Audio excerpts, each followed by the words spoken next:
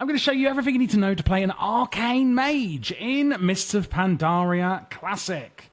So the first thing we want to actually look at is what race do you want to play? Well, funnily enough, with the new Pandaran neutral race, we get some really interesting racial. One is bouncy, we take half the falling damage, which isn't technically that good, but it's still good to know. The main one I want to look at, though, is Epicurean. You love food and get double the stats from well-fed effects. So the best food we're going to be using is going to give us 300 intellect.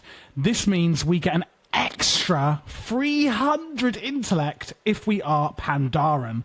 Usually I would say to go to Worgen before this for the 1% crit chance. However, Pandaran's 300 intellect you get from the best food is just crazy and is really, really, really worth it. If you are going to go Horde, however, then I would recommend going Troll. This is because they get a massive haste buff from an ability called Berserking, and this is going to absolutely decimate every other Horde race for mages. Obviously, Pandaran are neutral, so you may be saying, well, actually, Javier, you know, should I go Pandaran or Troll if I am a Horde player? Yes, Trolls still outperform Pandaran with their 300 intellect. The haste buff that you get from Berserking is just way too good to pass on, or pass up, should I say. For the talents you want to pick, it's actually not going to matter what spec you are. We have all of the same talents, and they're not too bad for Frost, Arcane, or Fire. So number one, we want to go Presence of Mind. When activated, your next mage spell, when casting with a smaller cast time than 10 seconds, is to be instant cast. So every 1.5 minutes, we get an immediate instant cast spell. The second line down is a defensive. I like to go with Ice Barrier. Only on a 25-second cooldown, we can absorb a massive amount of damage. The third one is more utility-based, and I go with Ring of Frost, but this is up to you. Summon the Ring of Frost at the target location. Enemies entering it will be frozen for 10 seconds. Ice Ward places an Ice Ward on a friendly target, and when enemies strike that target, all enemies within 10 yards become frozen, or Frostjaw silences and freezes the target in place for 8 seconds. I like Ring of Frost, but Ice Ward could be another really good option. It just depends on the fight and the situation at hand. On the line 61, Cauterize is going to be the one that you would go to. It's just amazing. An attack which would otherwise kill you will bring you to 50% health, and you will burn for 40% of your max health over the next 6 seconds. But that's basically giving you a large chance to for the healers to heal you back up over those next 6 seconds. So, you know, you would have otherwise died. You could otherwise go for Cold Snap. The spell finishes the cooldown on your ice block and heals you for 30% of your maximum health. But the actual get out of jail free card of Cauterize, in my opinion, is way too good to give up. On the next line, these are all for AoE. So in single target, they don't really matter, but these are really interesting. Never Tempest. Places Never Tempest on the target, dealing damage. Each time it does deal damage, an additional 50% damage is also dealt to random target within nearby. That's within 10 yards nearby. So basically, and it does tell you, this spell is strongest when applied to 3 or 4 targets. TLDR, you want to swap to this talent if you are up against 3 or 4 targets. Living Bomb adds a living bomb onto the target and does damage over X amount of seconds, and when it affects, they explode, dealing damage to everyone. This is most powerful to 1 or 2 targets. Then you have Frost Bomb, does a Frost Bomb basically, you know, boom, boom, boom, and they're slowed afterwards as well, and the cooldown are reduced by haste. This spell is strongest when hit 5 or more targets of the explosion. So basically, use Never Tempest for 3 or 4 targets, Living Bomb for 1 or 2, and Frost Bomb for 5 or more. And that's just how you pick it, really. And then on the bottom one, it's going to be Rune of Power. Place a Rune of Power on the ground, which lasts for a minute. While standing within that rune, or within 5 yards of it, your mana regen is massively increased, and your spell damage is also increased by 15%, and you can place 2 at once. But it will replace your Evocation talent. But these are going to be the best talents here, in my opinion. Some of them aren't my opinion, they're just fact, but some of them, obviously, you know, like these ones here, is a little bit more up to you. For the glyphs we have a few kind of useful ones as an Arcane Mage, but not that great. So the first one I'm using is Glyph of Arcane Explosion. This is going to increase the radius of your Arcane Explosion spell by 5 yards. So in AoE, or Area of Effect situations of multiple targets, this could be quite useful in getting more damage out. I say could be, obviously it depends. We then have Glyph of Arcane Power. This is a cooldown we have, which I'm going to be talking about more in the rotation section anyway, but it increases the duration and cooldown of Arcane Power by 100%. So just to be very clear on what this is actually saying, it's going to increase the duration of the effect of the cooldown. So when activated, you deal 20% more spell damage, and damaging spells cost 10% more mana to cast. So we do a lot more damage, basically. With the glyph, it then lasts 30 seconds rather than 15. However, rather than a 1.5 minute cooldown, it's a 3 minute cooldown. This means that if the fight is going to be quite short anyway, you can get a double length arcane power, and you may not have really been able to get a second one up anyway, and you're like, cool, this has really helped. But on longer fights, it may not be as good. So it really depends on the timing here as to whether this glyph is worth it or not. Another one you could use is like Counterspell, where your Counterspell can be cast while casting or channeling other spells, but the cooldown's increased a bit. That's your Interrupt. So there's a few others that could be interesting, but these, I think, are the ones that give you the most benefit. And on the minor ones, there's only 2 that really give you any benefit. Momentum, so that your blink is actually in the way you're moving, rather than, like, this is the way you're facing, but I could be facing this way but moving that way. So it does it in the way you're moving rather than facing. So it kind of helps you out a bit there. And then we have Loose Mana. Your Mana Gem now restores mana over 6 seconds rather than instantly. And as I say that, I've just realised I forgot to tell you about the other major glyph, Glyph of Mana Gem. Your Conjure Mana Gem spell now creates a brilliant Mana Gem holding up to 10 charges. This basically means you can have more Mana Gems, which, if you don't know, as an Arcane Mage means more DPS over long fights. And the same thing with your Loose Mana. Your Mana Gem restores mana rather than instantly, and this can kind of help you get more mana out of it, again, over fights as an Arcane player. Now into the actual Arcane Mage rotation. It's deceptively simple or deceptively confusing. Basically, it looks simple, but it's not always. So the way it works is we have our cooldowns and spells, and then this is the AoE over here. So, number 1, Arcane Power. When activated, you deal more spell damage, and damaging spells cost more mana to cast. It's on, it lasts 30 seconds with the things, etc. we have. One other thing to note is our Mage Armor. You've got Frost, Molten, or Mage Armor. We want Mastery as an Arcane Mage, and therefore we are going to go in with Mage Armor, increasing our Mastery. What does our Mastery do? It increases the spell damage done by up to 34% based on the amount of mana the mage has unspent. So what you actually want is your mana to be as high as possible. So not 100%, but as close to 100% as possible, because you will do more damage. The more Mastery you have, the more mana, the more damage you will do with higher mana. So what we're mainly going to do is use Living Bomb as a cooldown, so on cooldown. If you're using Never Tempest, obviously use Never Tempest. If you're using Frozen Bomb, use Frozen Bomb, or Frost Bomb even. So whichever one of these 3 you're using, depending on how many targets you have, is the one you're using on cooldown. So I'm using Living Bomb for this example, so make sure you use Living Bomb and keep it up on the target at all times. Then you have Arcane Missiles. This will sometimes proc when using your other spells, and we're going to use it whenever possible. We then have Arcane Blast. Blasts a target of energy, dealing damage and generating an arcane charge. This arcane charge is actually a debuff that we receive. It increases the damage of Arcane Blast and Arcane Missiles, increases the mana cost of Arcane Blast, and increases the number of targets hit by Arcane Barrage. But we're only using Arcane Barrage in very specific circumstances. It also increases mana generated by Evocation by 100%. But don't forget, our Evocation is replaced by Rune of Power if you're taking it. So right here, I'm going to be basically using Arcane Power, using Living Bomb, using any Arcane Missiles I have, and then I'm going to be spamming Arcane Blast, which will do more damage the higher Arcane charges I have, which we get from using Arcane Blast. And then again, just refreshing Living Bomb when it comes off, and then spamming Arcane Blast. And that is pretty much all you are going to do until you get some procs on your Arcane missiles and refreshing Living Bombs. Now I can use my Arcane Missiles, and then again Arcane Blast and Arcane Blast until I can use Arcane Missiles. It really is quite boring in my opinion.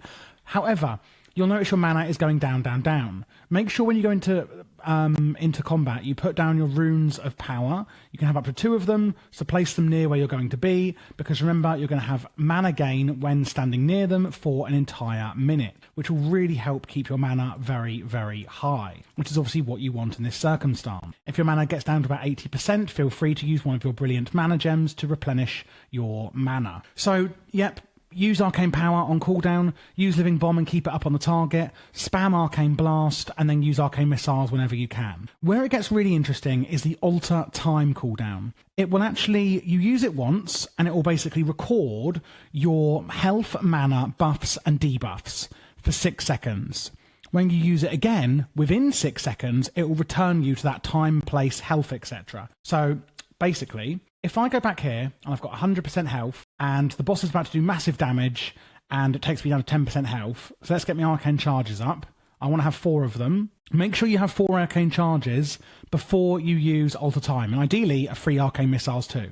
I use Alter Time, which is recording the fact that I've got arcane charges and arcane missiles. I then use it all, and then I use it again. Oh shit. That's too slow because I'm explaining it. What happens is we use it again and it will return us to where we were when we casted the spell. The thing is as well, it will also return your arcane charges. So what we do is we get 4 arcane charges using Arcane Blast, 1, 2, 3, and 4. Use Alter Time to record those 4 arcane charges, use Arcane Barrage to spend them, and then use Alter Time, and it will return you to the time when you first pressed it, when you had 4 arcane charges. That's the only time you're going to use Arcane Barrage, because you're spending all those charges, you use Alter Time, and suddenly you've got 4 charges again, and you can use Arcane Blast. If the boss does a massive amount of damage to you, you obviously record Alter Time at full health. The boss does tons of damage to you, you press it again, and suddenly you're at max health again. So a bit confusing, but basically you press it, and it records all your buffs and debuffs. You then press it again and it returns you to when you pressed it. Meaning if you have 4 arcane charges, you can spend them with Arcane Barrage and then be returned to a time when you had 4 arcane charges again and carry on with the usual rotation. Apart from that, we have our mana gems. Use them when you go below 80% mana.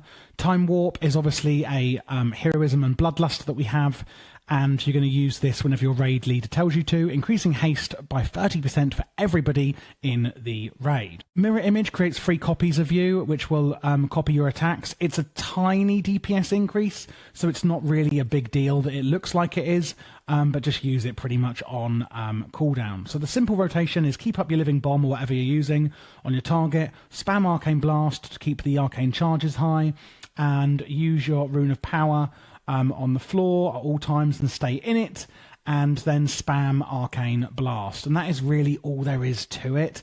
And then obviously with our Alter Time, use it when you have 4 arcane charges, and if you can, an arcane missile's available so that you can press it, spend the charges, spend your missiles, press it again, and suddenly you've got your 4 charges to carry on using with Arcane Blast, and you can use your missiles again. In AoE, again, keep up your Living Bomb, or, you know, you could, because you can change these talents now in Mr. Pandaria. Change it to whatever one you're using. Sorry, on this line, Frost Bomb or Never Tempest. One thing we have is Fire Blast, and this is actually interesting because we have a glyph here, so you're only using this glyph in multi-target situations, but you can go into Glyph of... Have we still got it? No, sorry, we only have it in fire. Inferno Blast spell spreads Pyroblast, Ignite, and Combustion to one of additional target. They've changed it. No worries. Ignore me. You can pretty much take Fire Blast off your rotation then. Arcane Barrage is also used in AoE targets because when we use our charges, what you'll notice on here is that Arcane Barrage's damage is increased by 50% by charge, and it hits an additional target per charge. Meaning if I have 3 charges, it will hit 2 targets, and the more charges you have, the more targets Arcane Barrage will hit.